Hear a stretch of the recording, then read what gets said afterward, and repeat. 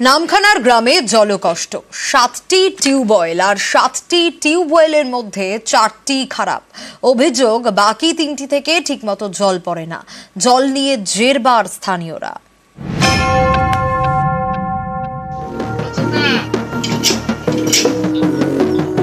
কোনো টিউবওয়েল থেকে জল পড়ে না, কোনো টিউবওয়েল থেকে জল পড়লেও সেটা নোংরা। দক্ষিণ 24 পরগনার নামখানা ব্লকের নারায়ণপুর গ্রাম পঞ্চায়েত।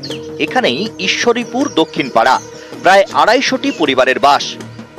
তাদের খাবার জলের বড় ভরসা এলাকার 7টি টিউবওয়েল, এর মধ্যে 4টি অকেজো।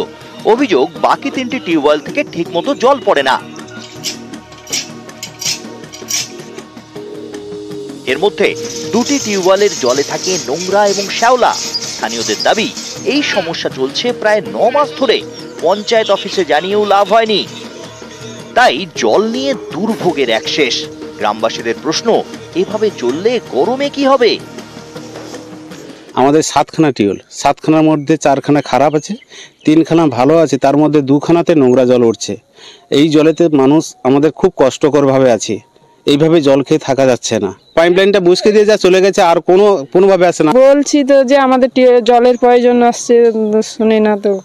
বলে আমি দরখাস্ত দিয়েছি, উপর থেকে বলছে নতুন টিউবওয়েল আসবে এই বলে।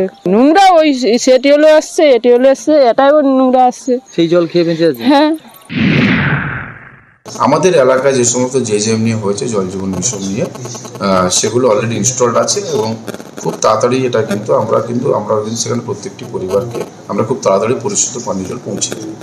সামনেই গরমকাল, চিন্তায় গোটা গ্রাম। কবে এই সমস্যার সমাধান হবে সেই দিকে তাকিয়ে নামখানার দক্ষিণ ঈশ্বরীপুর পাড়ার এলাকার বাসিন্দারা। নামখানা থেকে বিশ্বজিৎ হালদার, নিউজ 18 বাংলা।